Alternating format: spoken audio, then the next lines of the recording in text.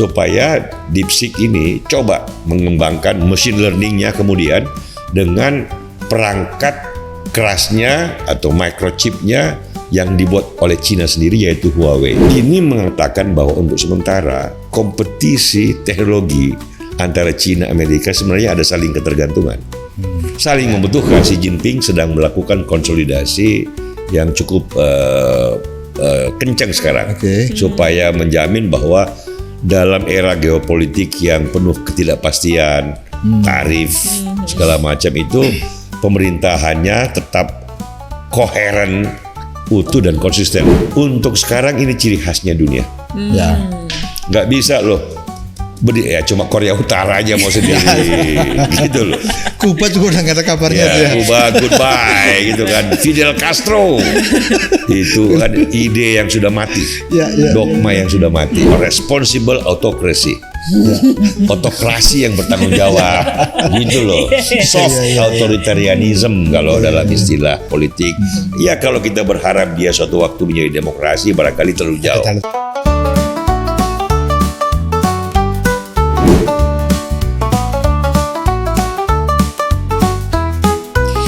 Everybody, jumpa lagi di Padepokan Gunung Salak Freedom Institute, tempat yang asik untuk obrolan penuh daging tanpa bikin pusing. Dan di meja panjang ini sudah ada bertemu dengan kita kembali Pak Dayat Banjeli. Penuh daging tanpa bikin pusing.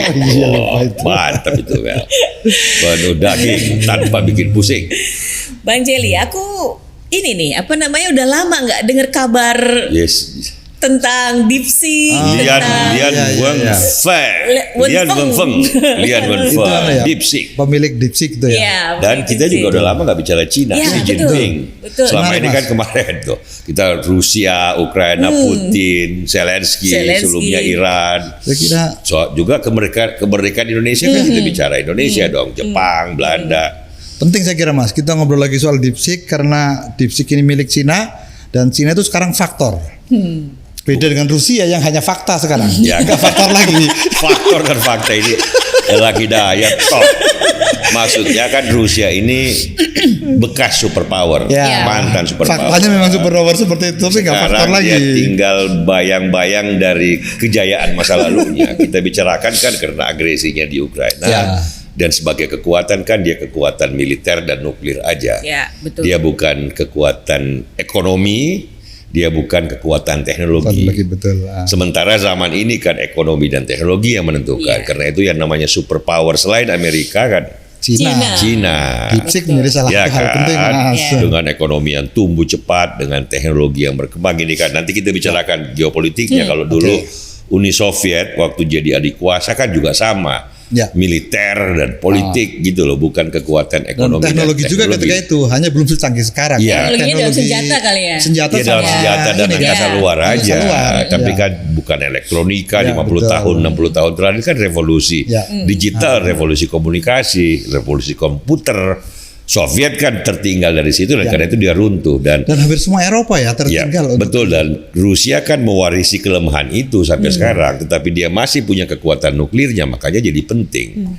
Kalau Cina kan berbeda, dia juga punya nuklir, punya militer yang kuat, tetapi kan teknologi industri juga, dia belajar dari Amerika, imitasi kemudian tetapi berkembang secara inovatif dan karena itu dia jadi adik kuasa baru sekarang. Karena itu kita perlu bicarakan dari waktu ke waktu, apalagi pada saat awal tahun ini kan Lian Wenfeng Januari mengejutkan, DeepSeek tiba-tiba lahir. Yang terkejut bukan cuma Amerika, kok ada anak kecil bawa golok. Yang terkejut juga Xi Jinping dan Cina.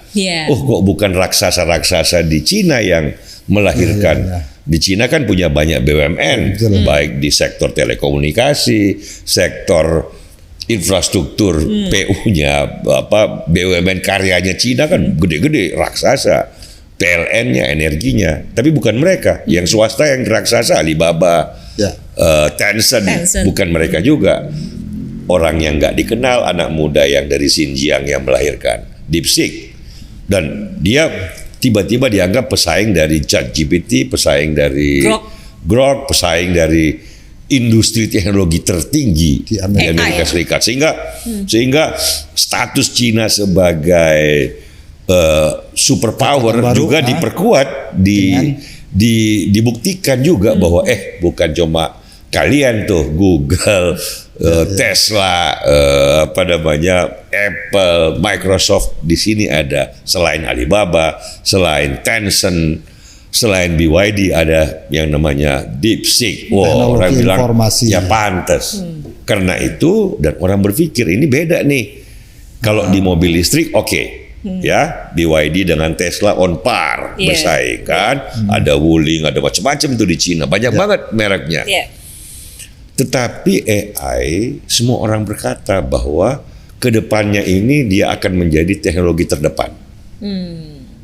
Ya, sekarang aja di Amerika investasi di sektor artificial intelligence dalam bentuk perangkat keras dan data centernya, baik oleh Microsoft, oleh Grok, Elon Musk, oleh berbagai pemain yang lain itu membuat ekonomi Amerika selamat dari daya turunnya ini gara-gara Trump. Ya, jadi ekonomi Amerika sekarang kan ada angkanya itu. Investasi di sektor telekomunikasi dalam hal ini data center, ICT ini itu tinggi banget. Kurang lebih hampir 1 triliun. Ya, 100 miliar dolar si ini Microsoft, 100-200 miliar dolar Grok, 100-200 miliar dolar Apple dan segala macam. Trump pun secara aktif encourage, mendorong perusahaan-perusahaan yang ada investasi di Amerika atau yang dari luar, misalnya Taiwan, ya TSMC itu loh. Di Taiwan ini kan 90% chips, microchip, termasuk Nvidia, termasuk Apple punya dibikin di Taiwan. De facto ini negara sendiri, tetapi kan secara de jure bagian dari Cina. Jangan lupa loh ya, ini satu negara dua sistem. Artinya kan Amerika berpikir bahwa sewaktu-waktu kalau ada apa-apa, Taiwan dikontrol oleh Cina kembali, kan berarti mereka kehilangan jantungnya, hardware-nya ini, perkembangan teknologi ke depan. Nah, ini kan salah satu aspek geopolitik nanti ya. Cina. Tapi intinya gelora perkembangan dan kompetisi Cina-Amerika sekarang salah satu dimensinya terpenting adalah persaingan teknologi. Ya, dan jantungnya persaingan teknologi sekarang dianggap AI. Karena itu apa yang terjadi dengan DeepSeek penting banget tuh. Terutama bagaimana dukungan pemerintah Cina sendiri. Nah, ini penting kan kita ingat. Di awal tahun selain DeepSeek muncul juga ada langkah U-turn, perubahan besar transformasi kebijakan Xi Jinping. Sebelumnya kan dia agak swasta, membatasi swasta dikekang lebih jauh, beda sama Deng Xiaoping. Ini kan kita sudah bicarakan di podcast kita. Malah perusahaan kayak DeepSeek ini nggak diperhatikan, nggak dibantu. Ya kan? Kemudian di awal tahun kan Xi Jinping mengumpulin mereka semua, termasuk si Liang Wenfeng dan juga pendiri Alibaba yang semula dikucilkan, Jack Ma. Ya kan, ini kayak perdamaian kembali lah, ya. Bukan perdamaian kembali barangkali karena yang berkuasa banget ini pemerintah Cina, Partai Komunis, pimpinannya Xi Jinping. Jadi Xi Jinping mengubah kebijakannya menjadi merangkul para tokoh-tokoh pengusaha swasta dan teknolog yang di luar BUMN Cina, ya termasuk Lian Wenfeng, Huawei, ya kan didorong kembali untuk karena dia sadar bahwa ini kalau dia kucilkan atau batasi para pelaku entrepreneur, tokoh-tokoh swasta ini, dia mengekang ayam yang bertelur emas. Ini kan yang memajukan cepat nih sekarang ekonomi Cina. Karena itu dia merangkul, tetapi ada satu problemnya. Pemerintah yang terbiasa otokrasi ini, misalnya untuk merespon nih, yang tadi kan di Amerika kan investasi sektor AI tinggi sekali. Nah, dia pengen juga supaya DeepSeek ini coba mengembangkan machine learning-nya kemudian dengan perangkat kerasnya atau microchip-nya yang dibuat oleh Cina sendiri yaitu Huawei. Kebetulan kan Huawei menemukan Selama apa ini namanya? dia pakai Nvidia ya? Selama ini Nvidia. dari Ya kan, sini tetapi bukan Nvidia intervensi terbaru. untuk pakai itu. Bukan Blackwell, tapi masih yang Ya. H100 atau H20 lah. Itu ada istilahnya sendiri. Nah, Xi Jinping, pemerintah Cina berkata kepada DeepSeek, meminta, yang namanya kalau meminta kan perintah kalau Iya, ada iya, sistem iya. otoritarian. Lu pakai Chips buatan chipsnya, sendiri, buatan yaitu Cina. chip Huawei, namanya Esen. Ya kan, coba itu, Esen. jangan Nvidia melulu, nanti kita tergantung pada Amerika Serikat. Kira-kira kayak gitu. Setelah dicoba beberapa bulan, ya sejak Januari kan, muncul berita baru beberapa minggu yang terakhir ini, bahwa percobaan itu gagal. Oh. Setelah pakai punya Nggak Huawei, compatible. bukan nggak compatible, kurang secanggih, tidak secanggih Nvidia punya. Jadi terpaksa DeepSeek pakai Nvidia lagi. Berarti ini inovasinya gagal nih kali ini. Cina ya. Bukan inovasinya yang gagal, perangkat kerasnya nggak cocok karena dipaksakan. Jangan lupa nih teknologi kan lu nggak bisa pakai dekret perkembangannya. Seandainya DeepSeek diminta hanya pakai teknologi Cina untuk berkembang, awalnya Januari dia nggak akan bisa mengejutkan. Toh dia harus pakai Nvidia. Ini mengatakan bahwa untuk sementara kompetisi teknologi antara Cina Amerika sebenarnya ada saling ketergantungan, saling membutuhkan. Dalam hal ini Cina membutuhkan teknologi Amerika Serikat, Nvidia itu. kalau enggak DeepSeek-nya nggak berkembang. Itu kan the moral of the story. Sehingga Xi Jinping kan harus kompromi dengan itu. Dia nggak bisa paksakan. Politik tidak bisa memaksakan perkembangan teknologi dalam wujud seperti itu. Dan di sini kita lihat segitiga geopolitik yang penting, di mana si Jensen Huang mendekati Trump untuk berkata bahwa Ini CEO-nya Nvidia ya? CEO-nya Nvidia dia lihat ada celah kan, sehingga dia minta kebijakan khusus supaya dia masih bisa tetap mengekspor Nvidia chips itu ke Cina. Bukan yang terbaru, bukan yang tercanggih. Nah, ini apakah ini bisa terus dan dianggap sebagai peluang untuk membuat integrasi Cina dan Amerika itu? Karena kalau mereka terintegrasi, berbeda dengan Soviet lawan Amerika dulu ya. Ekonominya tidak terintegrasi, teknologinya tidak terintegrasi. Betul ya? Kalau Cina dan Amerika persaingannya, tapi kalau saling ekonomi dan teknologinya saling ketergantungan, kita ini senang. Mereka tidak di-coupling total. Mereka tidak terpisah total. Ya, sekarang tentu yang lebih unggul Amerika, Lebih dulu lah kayak tetapi jangan lupa dibuatnya juga di Taiwan. Iya. Cina juga. Ini makanya saling banget. Nah, buat politik masa depan lebih bagus begini, Mel. Buat DeepSeek pasti lebih bagus, dia bisa ciptakan model-model terbaru, ikut menyaingi Grok, ikut menyaingi ChatGPT. Betul kan? Buat Cina juga bagus, ada perusahaannya yang teknologi AI-nya canggih banget. Walaupun dalam hati Xi Jinping, kok bukan pakai buatan Cina ya? That's life. Kalau enggak lu tertinggal. Ini kan moral of the story tentang dunia yang baru ini, bukan kayak waktu zaman Rusia, Perang Dingin pertama, Soviet Amerika. Ini nggak bisa superpower itu di-couple. Nggak bisa otonom banget satu terhadap yang lainnya. Lihat apa yang terjadi dengan tarif kan. Kemarin tarif mau perang, ternyata lebih bagus kita kerjasama. Kalau enggak, lu rugi, gua rugi. Betul ya? Nah ini celah ini, problem ini kita lihat beberapa komplikasi ada, tapi membuat kita juga berharap bahwa kemajuan teknologi DeepSeek ini tidak terhambat, tetapi pada saat yang sama kerjasama erat dua negara ini dibutuhkan. Kalau nggak begitu. Kalau nggak begitu susah. Dan itu menarik gitu, kalau makin banyak negara yang terlibat dalam ketergantungan ini, masuk ke geopolitik, Mas, menarik. Bagus, oke. Sebentar Pak Dayat, sebelum kita lanjut, sekali lagi aku mau mengingatkan kepada teman-teman Freedom untuk berkunjung ke perusahaan kami, perpustakaan terkeren, perpustakaan umum paling keren se-Indonesia. Nah, itu dia. Nyaman, bukunya banyak, dan yang paling penting gratis, tidak dipungut apapun.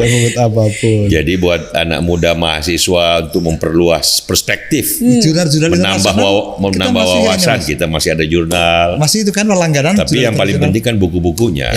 Kan buku-buku itu walaupun buku digital bisa dibaca di mana aja. Ya. Lingkungan perpustakaan yang physical book dan physical space itu bertemu teman-teman, itu penting juga. mencari ilmu bareng-bareng itu penting. Diskusi bareng-bareng. Makanya teman-teman Freedom berkunjung di Wisma Bakri, Jalan HR Rasuna Said, Kuningan, Jakarta Selatan. Udah ada di Google, tinggal aja tulis Perpustakaan Freedom Institute.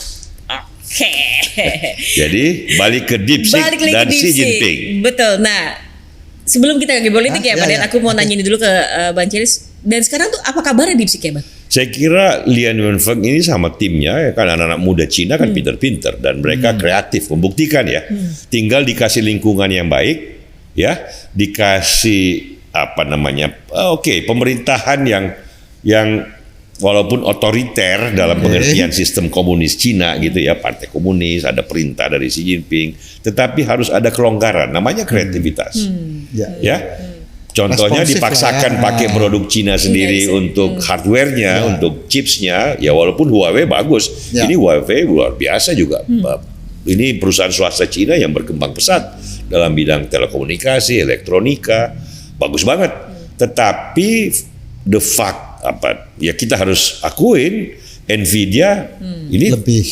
Sekarang Nvidia itu perusahaan dengan value dengan nilai terbesar di dunia, Mel. 4,2 triliun. 4,2 triliun itu saingan terdekatnya Apple, Microsoft. Ini dalam waktu 10 tahun, 12 tahun loh.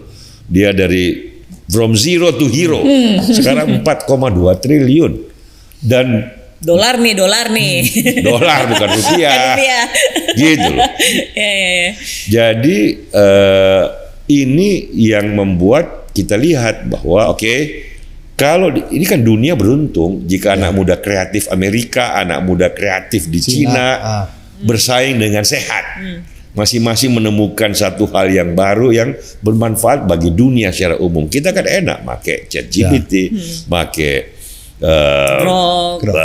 Grok, pakai DeepSeek gitu loh, kita banding-bandingin. Ini kan baru awal, Mel.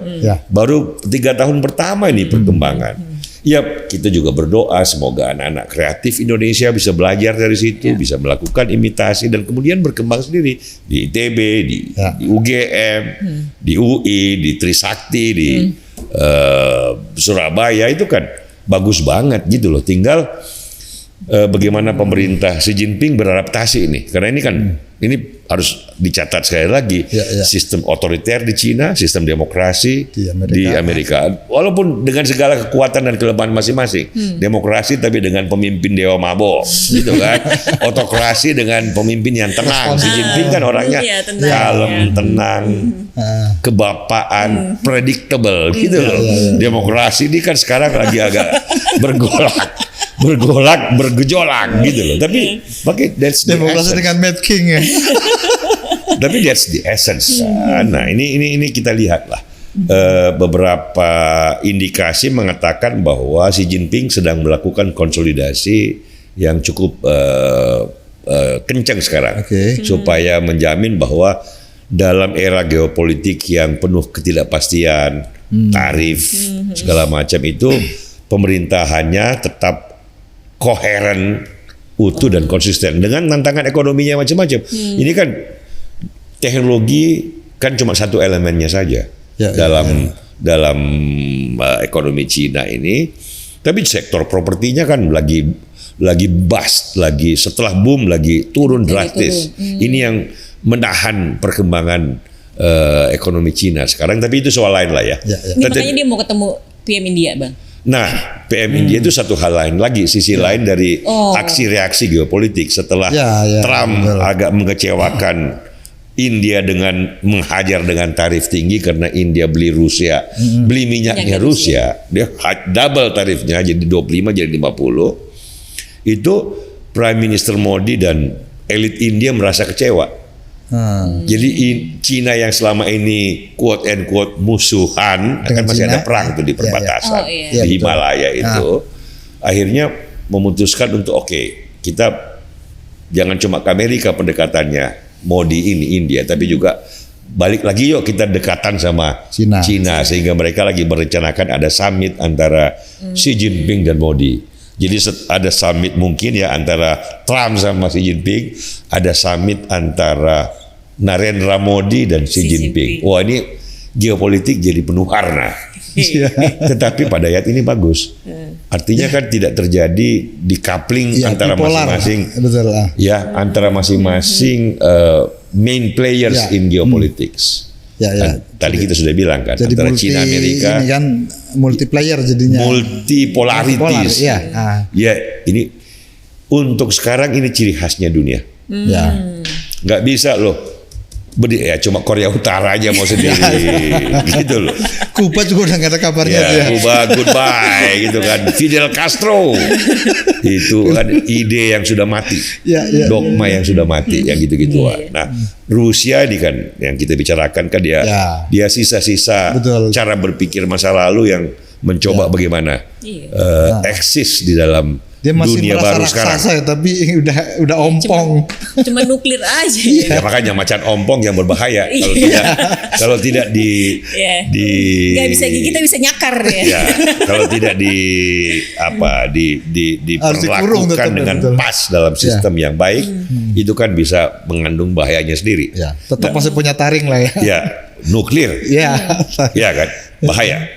Jadi tetapi untungnya sekarang ini yang terdepan kan Cina dan Amerika, di mana teknologi, ekonomi, kreativitas itu yang menjadi terdepan sekarang, dan kita berharap bahwa kedepannya ini dunia yang ada ya banyak yang berkata bahwa aduh ini kok ada ketegangan baru, perang dingin kedua, bukan perang dingin tetapi perdamaian yang panas ini Farid Zakaria. The Second Cold War itu si Neil Ferguson, ya kan macam-macam. Tetapi yang bagus itu dari segi pandangan sekarang melihat perkembangan geopolitik terbaru, barangkali Condoleezza Rice perlu kalau mereka yang berminat, mantan Menlu Amerika Serikat di zaman George W. Bush, ya bukan senior yang anak, yang 9/11, itu Condoleezza Rice sekarang di Stanford, mimpin Stanford itu di Hoover Institute, dia pandangannya sangat bagus melihat yang tadi Cina, Amerika, bagaimana dinamika sekarang berbeda dengan dinamika Soviet dengan Amerika, bagaimana teknologi AI itu bagi anak-anak muda yang melihat podcast kita mau lebih jauh, membanding-bandingkan ya kan pendapat bagaimana masa depan dalam soal geopolitik. Condoleezza Rice salah satu Condi Rice ini juga musisi yang bagus selain pertanyaan penutupnya Mas.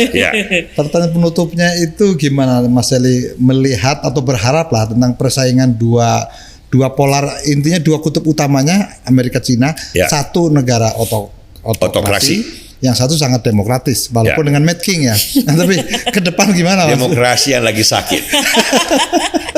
Ya, jadi perkembangan dunia dipengaruhi oleh apa yang terjadi di kedua negara ini.